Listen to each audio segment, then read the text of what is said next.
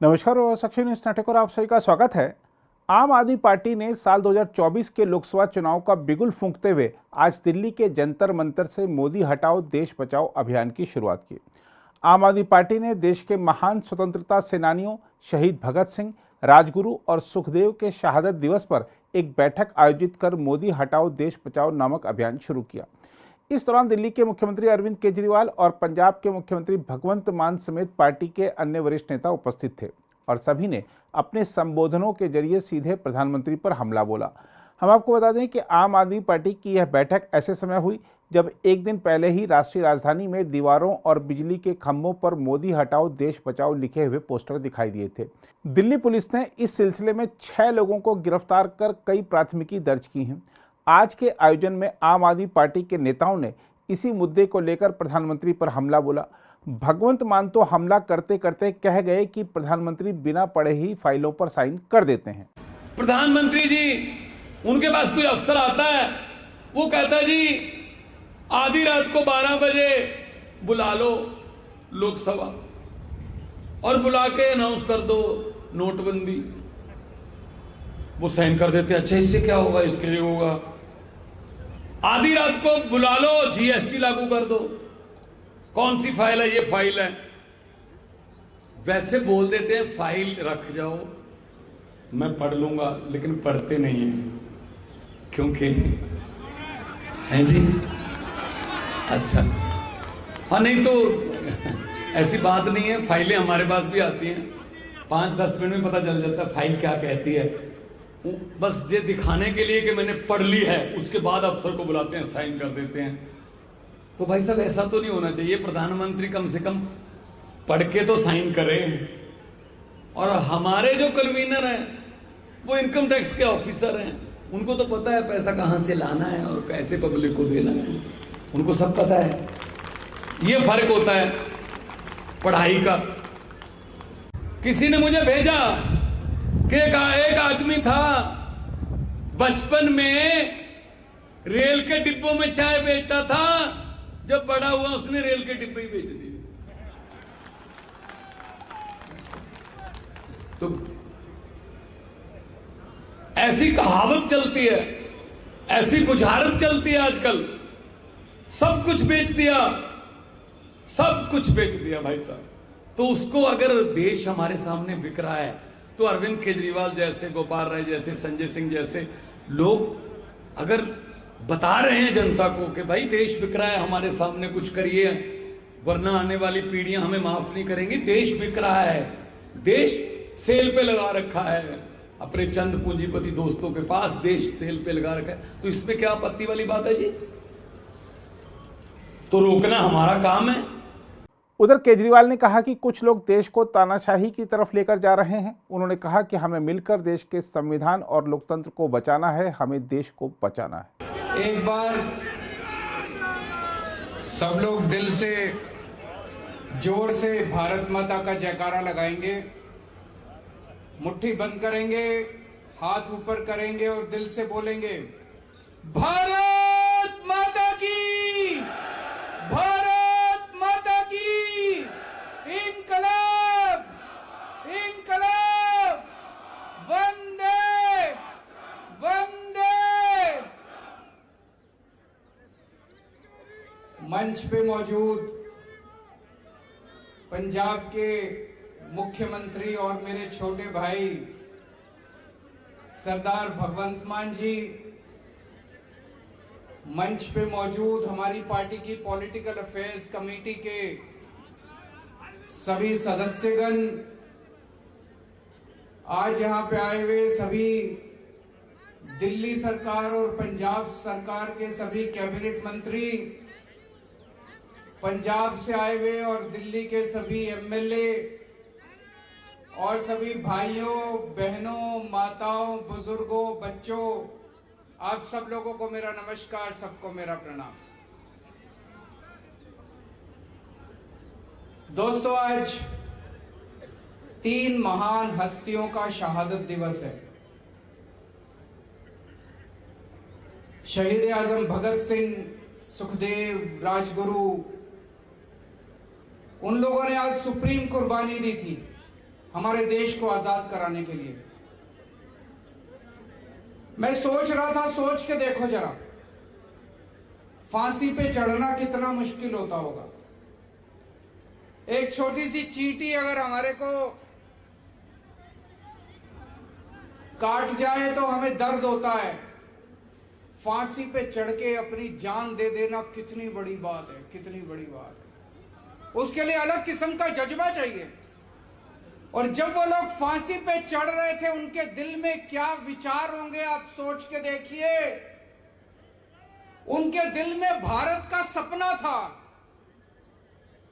23 साल के 3 युवा, भारत का सपना था उनके दिल में कि एक दिन हमारा भारत आजाद होगा, एक दिन उस भारत के अंदर सबको अच्छी शिक्षा मिलेगी, हर किसान खुश होगा, मजदूर खुश होगा, सबको नौकरी मिलेगी, सबको रोजगार मिलेगा, सबको अच्छी स्वास्थ्य सेवाएं मिलेंगी, सबको बराबरी का अधिकार मिलेगा, सारे देश के अंदर प्यार और मोहब्बत होगी। दोस्तों, हमारे स्वतंत्रता सेनानियों ने, भगत सिंह ने, सुखदेव ने, राजगुरु ने, सुभाष चंद्र बोस ने, चंद्रशेखर आजाद ने, इन सब लोगों ने अंग्रेजों के टाइम पे अंग्रेजों के खिलाफ खूब पोस्टर चिपकाए थे, खूब पोस्टर चिपकाए थे। आज से 100 साल पहले अंग्रेजों ने भी पोस्टर चिपकाने के जुर्म में किसी को भी गिरफ्तार नहीं किया था। आज से 100 साल पहले भी अंग्रेजों ने किसी को पोस्टर चिपकाने के जुर्म में एफआईआर नहीं की थी। भगत सिंह ने सोचा भी नहीं था कि एक ऐसा भारत बनेगा आज से 100 साल के बाद, कि एक ऐसा प्रधानमंत्री आएगा कि पोस्टर चिपकाने के जुर्म में 138 एफआईआर हो जाएंगी। 138 एफआईआर। इस देश के अंदर किसी महिला के साथ कुछ गलत काम हो जाए तो एफआईआर दर्ज कराना नानी याद आ जाती है। इस देश के अंदर चोरी हो जाए, डकैती हो जाए, कोई छीना झपटी हो जाए, मारपीट हो जाए, मर्डर हो जाए तो एफआईआर नहीं होती। 24 घंटे के अंदर पोस्टर चिपकाने के जुर्म में 138 एफआईआर।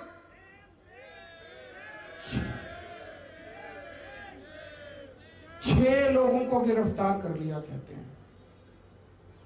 एक कोई प्रिंटर है और 6 लोग हैं जो बेचारे गरीब आदमी दीवारों पे पोस्टर चिपका रहे थे उनको।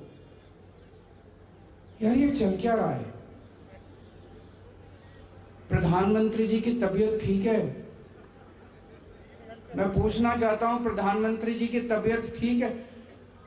हमारे महान देश के इतने शक्तिशाली प्रधानमंत्री एक प्रिंटर और 6 गरीब आदमियों से भिड़े पड़े हैं परसों से। ये शोभा देता है उनको? इतने महान देश के शक्तिशाली प्रधानमंत्री एक प्रिंटर से भिड़े पड़े हैं परसों से। ये पोस्टर ही तो था, मोदी हटाओ देश बचाओ, लगा लिया, क्या फर्क पड़ गया? तबीयत ठीक है प्रधानमंत्री जी की?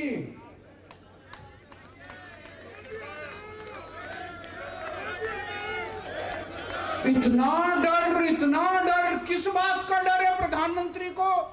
इतनी इनसिक्योरिटी, इतने इनसिक्योर हैं, लोगों को पकड़ पकड़ के जेल में डाल रहे हैं। एक मेरे को बीजेपी वाला मिला, कहता है सर प्रधानमंत्री मोदी जी 18 घंटे काम करते हैं।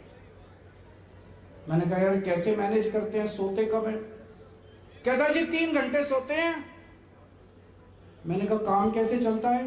3 घंटे में तो किसी इंसान का काम नहीं चलता। 3 घंटे की नींद से तो 6 घंटे की नींद जो चाहिए होती है। मैंने कहा 3 घंटे की नींद से तो काम नहीं चलता। बोला जी उनको दैवी शक्ति मिली हुई है। मैंने कहा पगले ये दैवी शक्ति नहीं कहते, इसको नींद की बीमारी कहते हैं।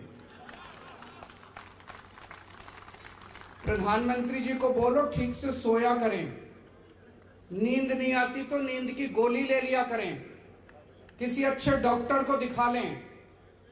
अगर प्रधानमंत्री जी ठीक से सोएंगे नहीं तो सारा दिन चिड़चिड़े रहते हैं। कभी उनको हंसते देखा है?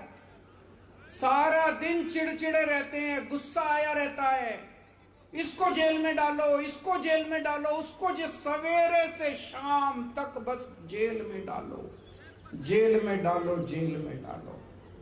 तो मैं भगवान से प्रार्थना करता हूं कि प्रधानमंत्री जी स्वस्थ रहें। हमारे देश के प्रधानमंत्री स्वस्थ होंगे तभी देश तरक्की करेगा। आज इन्होंने, बीजेपी वालों ने मेरे खिलाफ भी बहुत पोस्टर लगा दिए पूरी दिल्ली में। मीडिया वाले आए, पता चला कोई पुलिस उनको, मेरी सारे पुलिस वालों से विनती है, हाथ जोड़ के किसी को गिरफ्तार मत करना। जनता का हक है पोस्टर लगाना।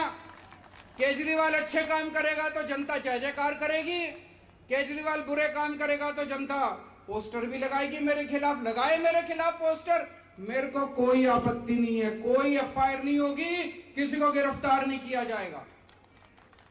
और मैं प्रधानमंत्री जी से निवेदन करता हूं, उन बेचारों को छोड़ दो यार, वो 6 गिरफ्तार कर रखे हैं, उनको छोड़ दो। थोड़ा सा मोदी जी थोड़ा बड़ा दिल दिखाओ, उन 6 को छोड़ दो, गिरफ्तार कर रखे हैं उन लोगों को।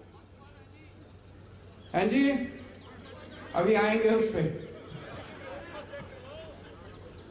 आज देश की सबसे बड़ी समस्या भ्रष्टाचार है। इतना भ्रष्टाचार हो गया, इतना भ्रष्टाचार हो गया। आज से 3-4 साल पहले लाल किले से खड़े होकर प्रधानमंत्री जी ने कहा था कि मैं भ्रष्टाचार के खिलाफ लड़ाई लड़ूंगा। जनता को बड़ा अच्छा लगा, जनता ने सुना, टीवी में देखा, प्रधानमंत्री जी कह रहे हैं मैं भ्रष्टाचार के खिलाफ लड़ाई लड़ूंगा। जनता को बड़ा अच्छा लगा। अगले ही दिन सोमवार को एक कांग्रेस का बड़ा नेता, उसके घर ईडी के छापे पड़े, उसके घर सीबीआई के छापे पड़े, खूब कैश मिला, खूब संपत्ति मिली, हिसाब बेहिसाब कैश मिला। मंगलवार को वो नेता जाके प्रधानमंत्री जी के चरणों में गिर गया, बोला प्रधानमंत्री जी मेरे को भाजपा ज्वाइन करनी है। बुधवार को उसने भाजपा ज्वाइन कर ली, बृहस्पतिवार को उसके सारे केस बंद कर दिए। तृणमूल कांग्रेस का एक बड़ा नेता, उसके घर ईडी के और सीबीआई के छापे पड़े, खूब कैश मिला, उसने बीजेपी ज्वाइन कर ली, उसके सारे केस बंद कर दिए। तो लोगों को लगने लगा यार ये प्रधानमंत्री तो झूठ बोल रहा है। कह रहे थे मैं भ्रष्टाचार के खिलाफ लड़ूंगा, ये कोई भ्रष्टाचार के खिलाफ लड़ रहे हैं। तो पूरे देश में एक राज्य के अंदर 8 एमएलए इन्होंने ईडी सीबीआई भेज के छापे मारे, उनको सारों को अपनी पार्टी में शामिल करा लिया। एक और राज्य के अंदर 20 एमएलए उन्होंने अपनी पार्टी में शामिल करा लिए। तो प्रधानमंत्री जी का मैसेज साफ है। मोदी जी कह रहे हैं मेरे को भ्रष्टाचार से परहेज नहीं है, करो भ्रष्टाचार, खूब भ्रष्टाचार करो, लेकिन मेरी पार्टी में आके करो, बाहर रह के नहीं करने दूंगा। दूसरी पार्टी में भ्रष्टाचार नहीं चलेगा, जो भ्रष्टाचार करना है मेरी पार्टी में आके भ्रष्टाचार करो। बीजेपी में जितना भ्रष्टाचार करो खुली छूट है, कोई ईडी नहीं, कोई सीबीआई नहीं, खुलेआम भ्रष्टाचार करो। ये भ्रष्टाचार से लड़ाई करेंगे। इनके एक नेता हैं कर्नाटक में, उनके घर पे रेड हो गई, पता नहीं कैसे हो गई, मेरे को तो यही नहीं समझ आ रहा वो पहुंच कैसे गए। उसके घर रेड में, उसे उम्मीद ही नहीं थी रेड होगी। 8 करोड़ रुपए कैश मिला, 8 करोड़ रुपए, 8 करोड़ कैश मिला। अगले दिन बेल हो गई, कोई गिरफ्तारी नहीं, कुछ नहीं। मनीष सिसोदिया के घर एक नया पैसा नहीं मिला। मनीष सिसोदिया के घर 3-3 बार रेड करी, एक नया पैसा नहीं मिला, बैंक लॉकर से पैसा नहीं मिला, उनके गांव में कुछ नहीं मिला। आज तक मनीष सिसोदिया की बेल नहीं हो रही। सतिंदर जैन के घर रेड करी, एक नया पैसा नहीं मिला, 3-3 बार रेड हुई, एक नया पैसा नहीं मिला, आज तक उसको बेल नहीं मिल रही। कह रहे हैं दिल्ली में शराब घोटाला हो गया, शराब घोटाला हो गया। अरे गुजरात के अंदर पता नहीं कितने लोग मर गए नकली शराब से।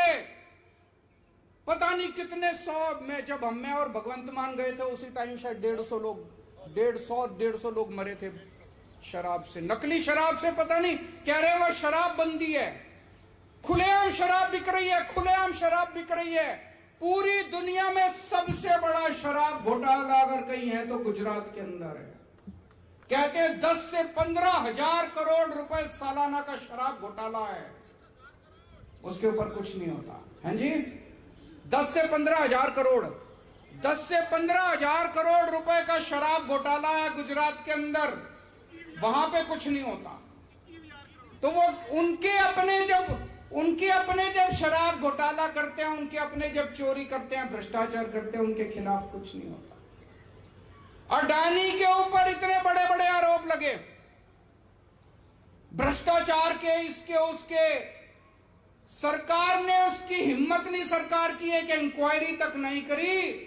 सुप्रीम कोर्ट ने कमेटी बिठाई है। सुप्रीम कोर्ट ने अगर कमेटी बिठाई है तो गड़बड़ तो है। सुप्रीम कोर्ट यूं ही तो कमेटी बिठा नहीं देता। सुप्रीम कोर्ट ने जांच कमेटी बिठाई है। प्रधानमंत्री ने सीबीआई और ईडी नहीं भेजी अडानी के घर में। तो मैसेज सारा साफ है पूरे देश को कि मेरे वाले जब जब घोटाला करेंगे उनके खिलाफ कोई एक्शन नहीं होगा। भ्रष्टाचार करना है तो बीजेपी में रह के भ्रष्टाचार करो, इसको भ्रष्टाचार की लड़ाई नहीं कहते। अभी मैं कर्नाटक में गया, कर्नाटक में वहां पे बीजेपी की सरकार है, उसको 40% कमीशन की सरकार कहते हैं। क्यों? हर ठेके में बताते हैं 40% लिए जाते हैं। पहली बार भारत के इतिहास में हुआ होगा कि वहां के सारे ठेकेदार इकट्ठे हो गए। ठेकेदारों की एसोसिएशन ने प्रधानमंत्री को चिट्ठी लिखी कि अब हमसे काम नहीं होता जी, 40% कमीशन देने के बाद कुछ नहीं बचता, आप कुछ करो। प्रधानमंत्री ने अपने मंत्रियों और अफसरों के खिलाफ नहीं करा, जो ठेकेदार एसोसिएशन का प्रेसिडेंट था उसको उठा के जेल में डाल दिया। एक व्हाट्सएप आया था, कहते हैं जी सारे देश में चुन चुन के मोदी जी ने भ्रष्टाचारियों को बीजेपी में इकट्ठा कर लिया और प्रधानमंत्री जी अब चोरों के सरदार हैं। अच्छा नहीं लगता जब कोई प्रधानमंत्री के बारे में ऐसा कहता है। हमारे देश के प्रधानमंत्री के बारे में जब लोग आपस में ऐसी चर्चा करते हैं, ये अच्छा नहीं लगता। दोस्तों, एक तरफ वो हैं और दूसरी तरफ आम आदमी पार्टी है। आम आदमी पार्टी में अगर हमारा अपना भी अगर भ्रष्टाचार करता है तो बख्शते नहीं है हम उसको। जब मेरी दिल्ली में सरकार बनी, दिल्ली में हमारा खाद्य मंत्री गड़बड़ करते हुए पकड़ा गया। अभी मीडिया को भी नहीं पता था, पुलिस किसी को नहीं पता था, विपक्ष को भी नहीं पता था। मैंने अपने खाद्य मंत्री का मामला सीबीआई को सौंप दिया खुद ब खुद और उसको अपनी कैबिनेट से निकाल दिया। भगवंत मान साहब ने थोड़े दिन पहले, इनका सेहत मंत्री, उसके खिलाफ इनको पता चला, उन्होंने अपने आप से सेहत मंत्री को हटा के पुलिस को सौंप दिया। अभी थोड़े दिन पहले एक एमएलए पंजाब के अंदर गड़बड़ करता हुआ पाया गया, अपना खुद का एमएलए इन्होंने पकड़ के उसको पुलिस को सौंप दिया। मोदी जी अगर ईमानदारी सीखनी है तो आप आम आदमी पार्टी से ईमानदारी सीखिए, नहीं तो ये भ्रष्टाचार और ईमानदारी की बातें आपके मुंह से अच्छी नहीं लगती। आज दिल्ली की सरकार को चलाते हुए 8 साल हो गए। इन 8 सालों में हमने जो भगत सिंह का सपना था, भगत सिंह के विचार थे, उसके हिसाब से सरकार चलाने की कोशिश कर रहे हैं। हर गरीब के लिए अच्छी शिक्षा का इंतजाम कर रहे हैं, हर परिवार के लिए अच्छे इलाज का इंतजाम कर रहे हैं। दिल्ली के अंदर आज जितनी तेजी से विकास हो रहा है, 75 साल के अंदर उतनी तेजी से विकास नहीं हुआ था। हमारी पढ़े लिखे लोगों की सरकार है, हमारी पढ़े लिखे लोगों की पार्टी है। और जब मैं सरकार चला रहा हूं, मैं मीटिंग लेता हूं अफसरों की, मैं ये देखता हूं कि मुख्यमंत्री को पढ़ा लिखा होना कितना जरूरी है। ये अफसर आपको यूं घुमा देते हैं, आप मीटिंग लेते हो वो यूं घुमा देते हैं, आपको पता ही नहीं चलता कोई क्या कह गया, आपसे यूं ही फाइलों के ऊपर साइन करा लेते हैं। अगर आप पढ़े लिखे नहीं हो आप सरकार नहीं चला सकते, आपको कोई भी बेवकूफ बना के चला जाएगा। 2016 नवंबर में नोटबंदी की गई। पूरे देश में एक दिन रात को 8 नवंबर को रात को 8 बजे प्रधानमंत्री जी ने आके कहा कि आज से 500 के और 1000 के नोट लागू नहीं होंगे। पूरे देश के अंदर अफरा तफरी मच गई, लोगों के घर में खाने को नहीं था। लंबी लंबी लाइनों में लोग खड़े हुए, पता नहीं कितने लोग शहीद हो गए लाइनों में खड़े हुए, कितने लोग बेरोजगार हो गए, कितनी दुकानें बंद हो गई, इंडस्ट्री बंद हो गई। पूरा देश 10 साल पीछे चला गया, पूरा देश 10 साल पीछे चला गया। बाद में मैंने पता किया ये नोटबंदी हुई क्यों थी, तो पता चला प्रधानमंत्री जी के पास कुछ लोग गए, उन्होंने प्रधानमंत्री जी को बेवकूफ बना दिया। बोले प्रधानमंत्री जी अगर आप नोटबंदी कर दोगे तो भ्रष्टाचार दूर हो जाएगा। मैं आपसे पूछना चाहता हूं भ्रष्टाचार दूर हुआ? बोले प्रधानमंत्री जी नोटबंदी कर दोगे आतंकवाद दूर हो जाएगा। मैं आपसे पूछना चाहता हूं आतंकवाद दूर हुआ?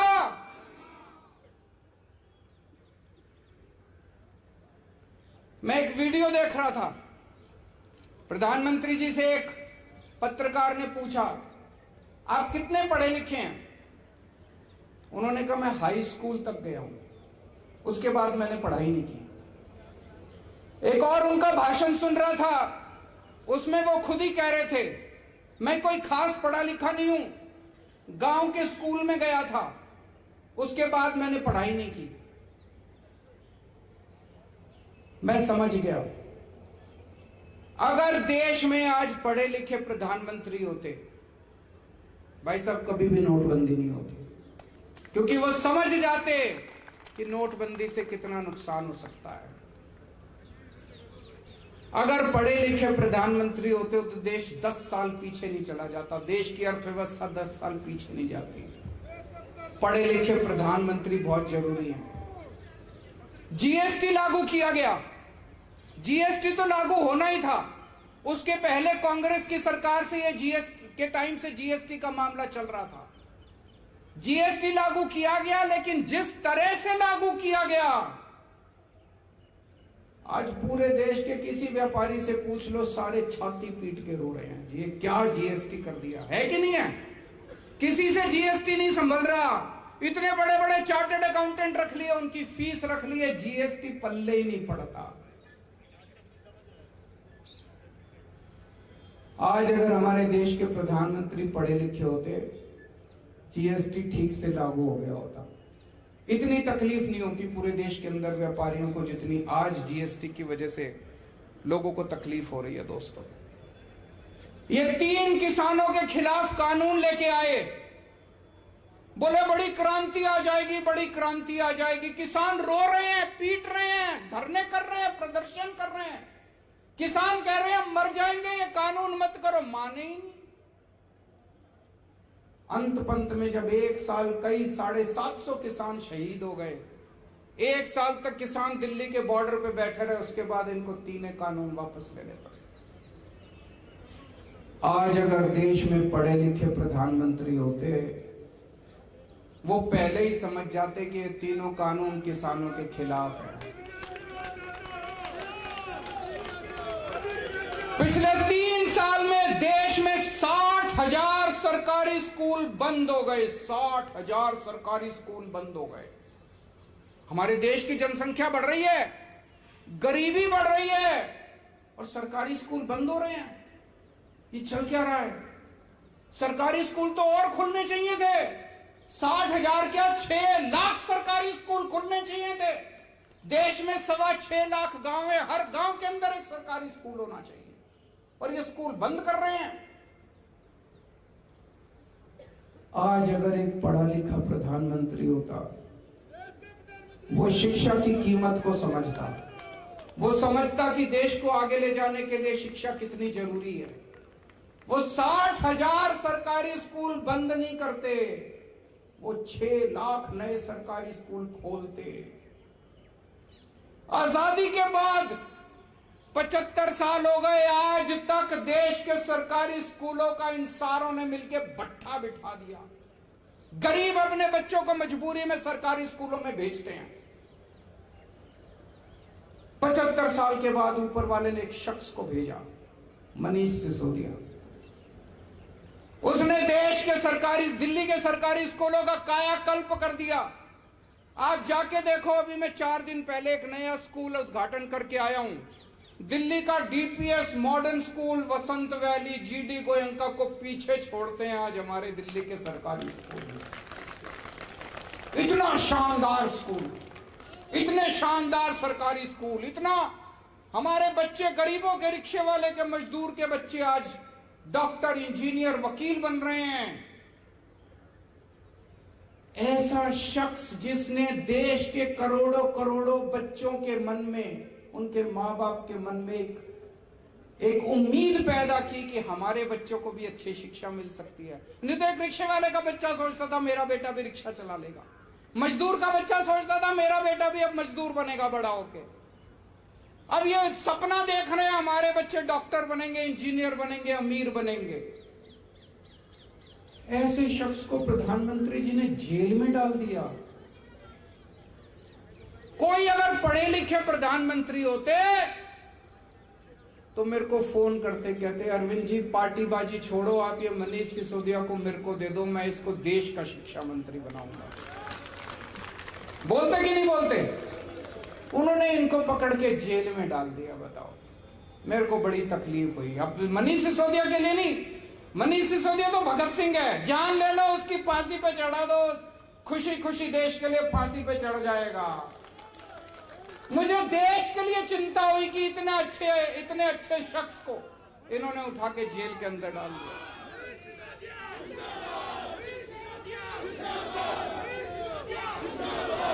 हमारे देश में कोरोना हुआ, प्रधानमंत्री जी कहते हैं सारे मिलके देशवासी ताली थाली ताली बजाओ, उससे कोरोना भाग जाता। भागा कोरोना? एक दिन कई सारे वैज्ञानिक बैठे थे, उन वैज्ञानिकों को प्रधानमंत्री जी भाषण दे रहे थे। बोले कि गंदी नाली में से जो बदबू आती है, उसमें जो झाग निकलते हैं ना गंदी नाली में, कीचड़ में से, बोले उसमें से वो जो गैस निकलती है उसमें से चाय बनाओ। तो यार सारे गैस का सिलेंडर छोड़ के गंदी नाली में से, ये क्या है? ऐसी बातें करते हैं प्रधानमंत्री जी।